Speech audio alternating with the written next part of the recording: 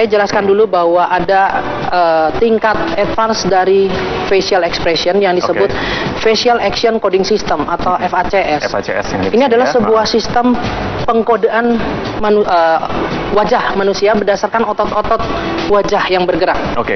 Dan ini biasanya dipergunakan untuk menunjukkan secara pasti ekspresi apa yang ditunjukkan. Jadi kalau expert yang melihat ini, dia akan bisa mengulang lagi ekspresinya. Dan kalau kita lihat di sini ada kodenya FACS, AU atau Action Unit 64, 12, 14 dan sebagainya. Itu adalah kode aja. Kode yang menyatakan misalnya kalau 14 ada lip dimpler. Atau ini ya? Begini.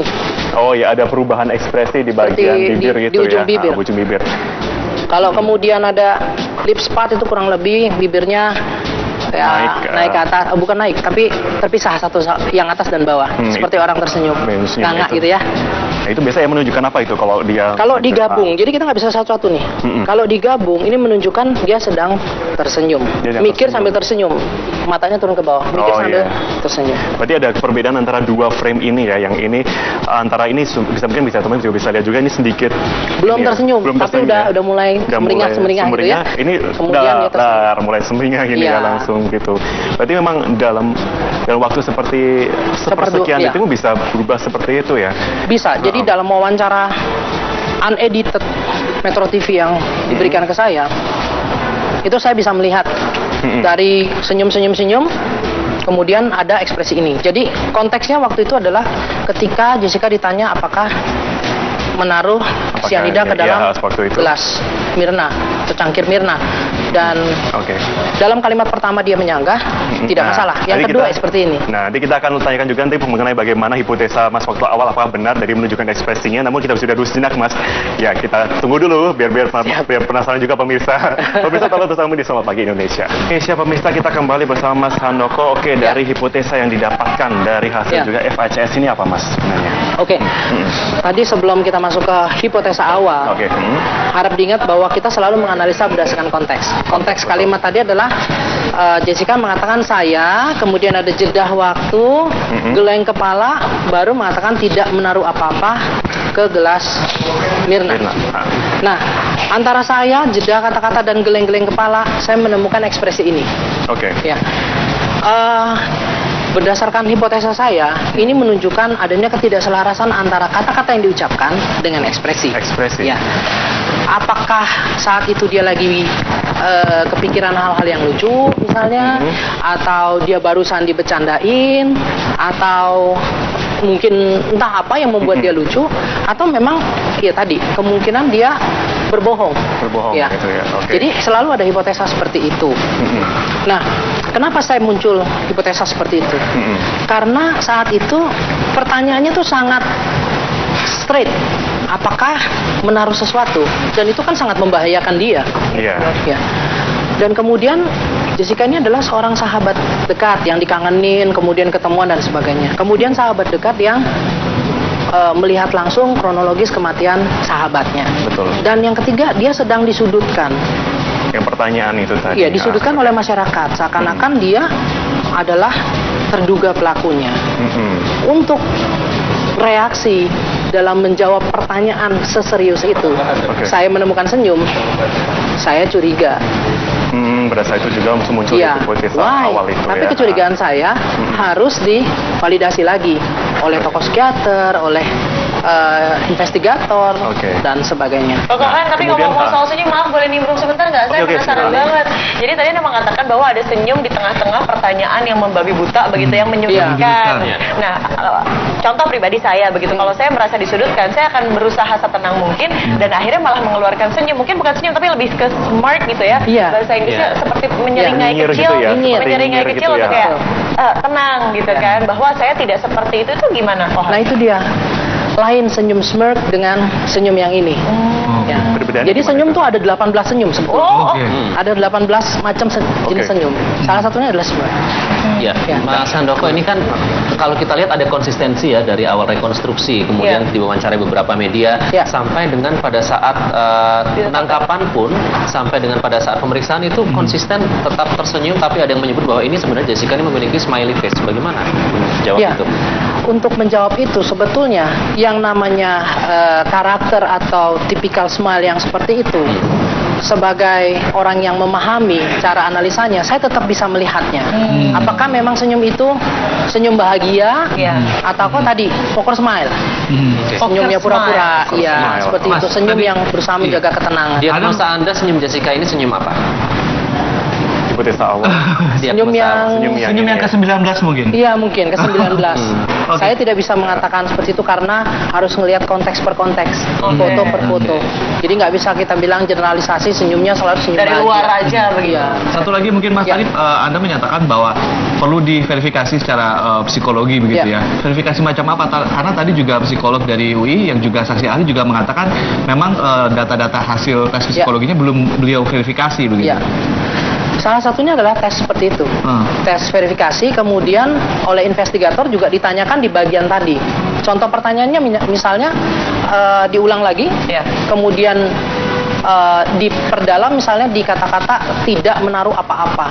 Apa-apanya ini yang harus diperdalam. Apa-apa, apakah betul satu sianida, ataukah bukan sianida, ataukah tidak menaruh apa-apa memang. Betul. Ya, jadi itu harus divalidasi, dan cara memvalidasinya bisa dengan teknik analisa, misalnya analisa verbal, yang tadi saya sempat katakan ada 3 analisa verbal yang saat ini dipakai di dunia. Salah satunya adalah statement validity analysis. Itu sampai sekarang masih dipakai di pengadilan tinggi Eropa Barat, dari mulai Jerman, Swedia, Belanda, New Zealand dan sebagainya. Dan itu bisa dipergunakan untuk menganalisa statement orang, apakah orang itu jujur atau bohong. Sejauh ini validitasnya tinggi atau bagaimana? Secara kalau di Eropa Barat itu sangat dipakai, sangat dipakai. Kalau bicara validitas, memang ada beberapa riset yang melakukan validitas, dan ada yang pro dan ada yang kontra.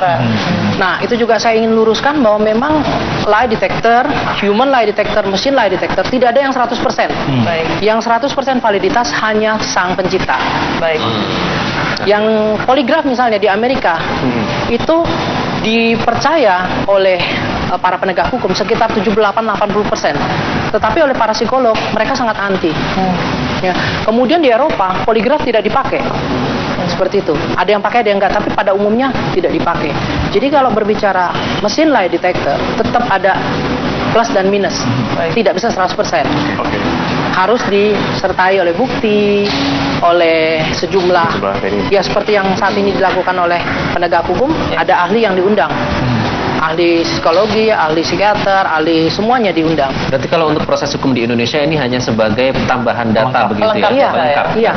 Iya. Karena ternyata tadi juga dikonfirmasi bahwa katanya kan ada asumsi yang mengatakan kalau orang sedang berbohong tidak berani menatap mata begitu, atau matanya sering melihat ke kiri atau ke kanan, tapi ternyata seperti itu tidak bisa. Itu sangat bahaya sekali berpikir seperti itu. Nanti pengaruhnya kemana-mana. Misalnya seorang HRD, dia melihat pelamar kerja matanya ke kiri ke kanan nggak diterima. Kemudian sampai suami istri juga kayak gitu. Sangat berbahaya. Ini ekspresinya dari Jessica ini ya Mas ya. Iya. Oke, ini berbagai ekspresi yang berbeda-beda juga. Nah, ini banyak sekali mungkin yang mengatakan mungkin kita sampaikan mengenai tadi yang fakta dari kita dapat ini ya. Ini ada juga mengatakan bagaimana hipotesa awal. Nah, ini yang mengatakan kalau membaca wajah dengan muka poker atau muka yang sama, namun ekspresi baik itu muka ataupun juga nada itu sama. Berbeda. Itu bagaimana tuh Mas membacanya? Kalau berbicara di foto ini. Ini tidak ada yang disebut poker smile, nggak ada. Di sini semuanya kelihatan, ya di sini sedang menjawab pertanyaan. Ini kan buram, saya nggak lihat, tapi ini mungkin senyum. Ini kemungkinan antara dia kecapean atau dia sedih. Kecapean atau sedih. Antara dua ini diambil sama ya? Hampir sama ya. Ya antara kecapean atau sedih ini. Atau lagi ya capek aja, santai, netral, seperti ini mukanya. Nah, kita sampaikan mengenai Jessica sekarang yang mungkin kalau saya berbicara mengenai human lie detector ini, kan Mas juga bisa dikatakan sebagai salah satu praktisi pertama ya di Indonesia ya. Nah, apakah dengan pengalaman yang sudah didapatkan sekarang ini juga ini bisa menjadi satu bahan juga pertimbangan dari pihak kepolisian juga untuk bisa mengungkap satu kasus tersendiri gitu Mas? Iya, sebetulnya yang disebut human lie detector adalah seorang investigator yang belajar cara membedakan jujur atau bohong dari sebuah cerita atau sebuah pernyataan. Kenyataannya saat ini para investigator di Indonesia juga ada yang belajar seperti itu. Jadi memang penerapannya sudah ada secara general. Hanya ini lebih ketika berbicara saya justru mengaplikasikan dalam hidup sehari-hari. Misalnya saya mengadakan seminar dan sebagainya, tapi hidup sehari-hari bukan dalam konteks penegakan hukum. Ya, seperti itu ya. Nah, kalau kita berbicara mengenai tadi kan sempat kita ngobrol awal itu mengatakan kalau misalkan untuk cara-cara teknik untuk membaca seperti itu yang mata ke kiri ke kanan itu berbahaya. Lantas seperti apa sih Mas kalau misalnya bisa dikatakan untuk saran kepada masyarakat itu sendiri?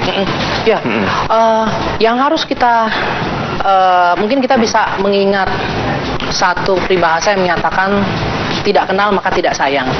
Saya perdalam. Tidak kenal di sini artinya kita harus tahu betul gimana pasangan kita saat berbicara, saat berdiri, posisi tangannya, posisi kakinya, manggut-manggut Mas Marvin, senyum dan sebagainya. Sudah kebaca semua ya.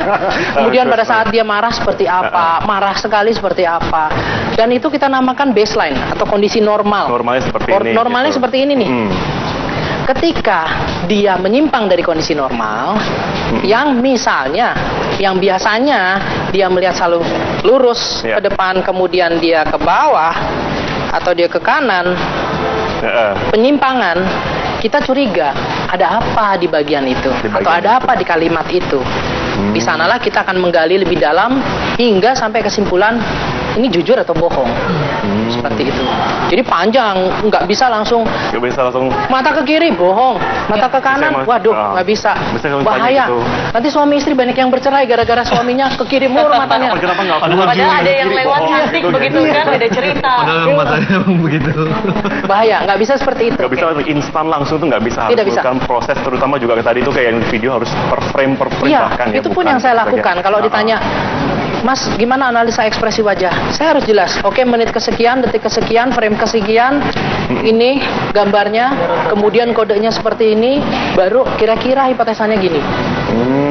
Panjang kan prosesnya. Aku nggak bisa. Saya melihat ekspresi wajah Jessica, dia tersenyum, alisnya gini, bibirnya gini. Oke. Di menit keberapa? Keberapa itu dia? Dia lagi ngomongin apa? Konteksnya apa? Nggak bisa seperti itu. Harus jelas. Harus berhati-hati juga di sini berarti ya. Iya, jangan judgement ya. Tidak boleh jumping to conclusion. Tidak boleh jumping to conclusion. Seperti itu, baik. Tentunya kita juga berharap juga sih ini juga agar tidak ada spekulasi-spekulasi ataupun juga pernyataan yang mungkin menyatakan menyudutkan begitu saja dengan instan. Oh, ini mungkin ada bohong itu. Semoga kita serahkan juga pada pihak kepolisian juga untuk menunggu juga hasil, begitu juga proses hukum yang sedang berlangsung. Terima kasih waktunya. Terima kasih. Mas Handoko, terima kasih. Dan tentunya kita juga menunggu diundang ya, karena ternyata ada festival bohong Indonesia ya Mas. Tahun kemarin. Kita bukan ingin tertarik belajar lebih jauh ya nanti. Apa biasa dibohongin? Atau belajar untuk bohong. Tapi meminjam istilah dari Profesor Adrianus Meliala tadi, bahwa dalam kriminologi ada istilah namanya dramaturgi si pelaku. Jadi kriminolog, pakar-pakar pembaca ini semua membaca membaca gerak-gerik Jessica, dan juga ketika dia menjawab banyak di media, ketika dia banyak tampil di media, itu juga dinilai oleh para kriminolog dan juga dinilai oleh para penyidik. Artinya ini ada pola tertentu yang dilakukan oleh si pelaku, terduga pelaku. Ada dramanya begitu. Terima kasih Mas Handoko. Terima kasih. Juga sudah dibahas komprehensif. Dan kita akan kembali. Betul, kita akan kembali membincangkan mengenai virus Zika yang tadi teman-teman juga sudah membahayakan ke wilayah Asia, dan juga mengingat Brazil dan juga Indonesia memiliki sistem yang sama atau iklim yang sama, yakni iklim tropis. Namun kita akan hadirkan perbincangan selengkapnya sesaat lagi. Tetaplah bersama kami di Selamat Pagi Indonesia. Memang penerapannya sudah ada secara general. Hanya ini lebih ketika berbicara saya justru mengaplikasikan dalam hidup sehari-hari. Misalnya saya mengadakan seminar dan sebagainya, tapi hidup sehari-hari bukan dalam konteks penegakan hukum. Seperti itu ya. Nah, kalau kita berbicara mengenai tadi kan sempat kita ngobrol awal itu mengatakan kalau misalkan untuk cara-cara teknik untuk membaca seperti itu yang mata ke kiri ke kanan itu berbahaya. Lantas seperti apa sih Mas kalau misalnya bisa dikatakan untuk saran kepada masyarakat itu sendiri? Yang harus kita mungkin kita bisa mengingat satu peribahasa yang menyatakan tidak kenal maka tidak sayang. Oke. Saya perdalam. Tidak kenal di sini artinya kita harus tahu betul gimana pasangan kita saat berbicara, saat berdiri, posisi tangannya, posisi kakinya, manggut-manggut Mas Marvin, senyum dan sebagainya. Udah kebaca semua ya. Kemudian pada saat dia marah seperti apa, marah sekali seperti apa. Dan itu kita namakan baseline atau kondisi normal. Normalnya seperti ini. Normalnya seperti ini nih. Ketika dia menyimpang dari kondisi normal, yang misalnya, yang biasanya dia melihat selalu lurus ke depan, kemudian dia ke bawah, atau dia ke kanan, penyimpangan, kita curiga, ada apa di bagian itu? Atau ada apa di kalimat itu? Di sanalah kita akan menggali lebih dalam, hingga sampai kesimpulan, ini jujur atau bohong. Seperti itu. Jadi panjang, nggak bisa langsung mata ke kiri bohong, mata ke kanan, waduh nggak bisa, bahaya. Nanti suami istri banyak yang bercerai gara-gara suaminya ke kiri mulu matanya. Padahal ada yang lewat cantik begitu kan, beda cerita. Padahal matanya begitu. Bahaya, nggak bisa seperti itu. Nggak bisa instan langsung tuh nggak bisa. Harus bukan proses, terutama juga tadi itu kayak video harus per frame bahkan. Iya, itu pun yang saya lakukan. Kalau ditanya, Mas, gimana analisa ekspresi wajah? Saya harus jelas. Oke, menit kesekian, detik kesekian, frame kesekian, ini gambarnya, kemudian kodenya seperti ini, baru kira-kira hipotesanya gini. Panjang kan prosesnya. Nggak bisa. Saya melihat ekspresi wajah Jessica, dia tersenyum, alisnya gini, bibirnya gini. Oh, oke. Di menit keberapa? Menit keberapa itu dia? Dia lagi ngomongin apa? Konteksnya apa? Nggak bisa seperti itu. Harus jelas. Harus berhati-hati juga di. Tapi pada umumnya tidak dipakai. Jadi kalau berbicara mesin lie detector, tetap ada plus dan minus. Tidak bisa 100%. Harus disertai oleh bukti, oleh sejumlah ya seperti yang saat ini dilakukan oleh penegak hukum, ada ahli yang diundang. Ahli psikologi, ahli psikiater, ahli semuanya diundang. Berarti kalau untuk proses hukum di Indonesia ini hanya sebagai tambahan data begitu ya?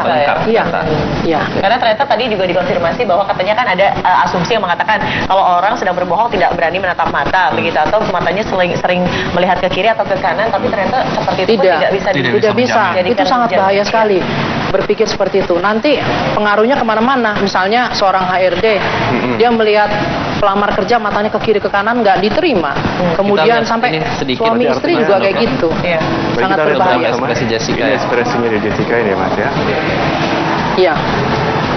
Oke, ini berbagai ekspresi yang berbeda-beda juga. Nah, ini banyak sekali mungkin yang mengatakan mungkin kita sampaikan mengenai tadi yang fakta dari kita dapat ini ya. Ini ada juga mengatakan bagaimana hipotesa awal. Nah, ini yang mengatakan kalau membaca wajah dengan muka poker atau muka yang sama, namun ekspresi baik itu muka ataupun juga nada itu sama. Berbeda. Ya. Itu bagaimana tuh Mas membacanya? Kalau berbicara di foto ini. Ini tidak ada yang disebut poker smile, nggak ada. Di sini semuanya kelihatan, ya di sini sedang menjawab pertanyaan. Ini kan buram saya nggak lihat, tapi ini mungkin senyum. Ini kemungkinan antara dia kecapean atau dia sedih. Oke. Kecapean atau sedih. Antara dua ini diambil sama ya? Hampir sama ya. Ya antara kecapean atau sedih ini. Atau lagi ya capek aja. Santai, netral, seperti ini mukanya. Oke.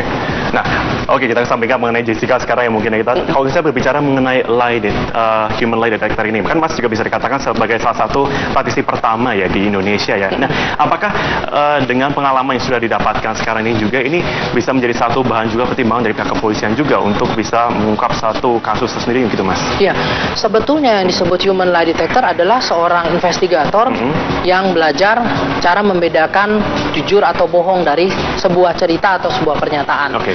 Kenyataannya saat ini para investigator di Indonesia juga ada yang belajar seperti itu. Jadi saya jelaskan dulu bahwa ada tingkat advance dari facial expression yang disebut facial action coding system atau FACS.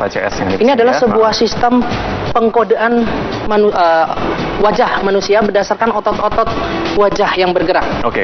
Dan ini biasanya dipergunakan untuk menunjukkan secara pasti ekspresi apa yang ditunjukkan. Jadi kalau expert yang melihat ini, dia akan bisa mengulang lagi ekspresinya. Pegang, saya dan saya jelaskan. kalau kita lihat di sini, Ada kodenya FACS, AU atau Action Unit 64, 12, 14 dan sebagainya. Itu adalah kode aja.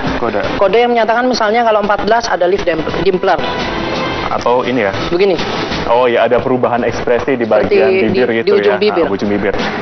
Kalau kemudian ada lip spot itu kurang lebih bibirnya naik ke atas, bukan naik, tapi terpisah satu yang atas dan bawah, seperti orang tersenyum, nganga gitu ya. Nah, itu biasanya menunjukkan apa itu kalau dia? Kalau digabung, jadi kita nggak bisa satu-satu nih. Kalau digabung, ini menunjukkan dia sedang tersenyum, mikir sambil tersenyum, matanya turun ke bawah, mikir sambil tersenyum. Berarti ada perbedaan antara dua frame ini ya, yang ini antara ini mungkin bisa teman juga bisa lihat juga ini sedikit belum tersenyum, tapi udah mulai semeringah gitu ya. Ini kemudian mulai semeringah gini ya langsung gitu. Berarti memang dalam waktu seperti sepersekian detik bisa berubah seperti itu ya? Bisa. Jadi dalam wawancara unedited Metro TV yang diberikan ke saya, itu saya bisa melihat dari senyum-senyum, kemudian ada ekspresi ini. Jadi konteksnya waktu itu adalah ketika Jessica ditanya apakah menaruh sianida ke dalam gelas Mirna, secangkir Mirna. Dan dalam kalimat pertama dia menyanggah, tidak masalah. Yang kedua seperti ini. Nah, nanti kita akan tanyakan juga nanti mengenai bagaimana hipotesa Mas waktu awal apakah benar dari menunjukkan ekspresinya. Namun kita sudah dulu sejenak, Mas. Ya, kita tunggu dulu biar penasaran juga pemirsa. Pemirsa tolong terus di Selamat Pagi Indonesia. Oke, siapa pemirsa, kita kembali bersama Mas Handoko. Oke, dari hipotesa yang didapatkan dari hasil juga FACS ini apa, Mas sebenarnya? Oke.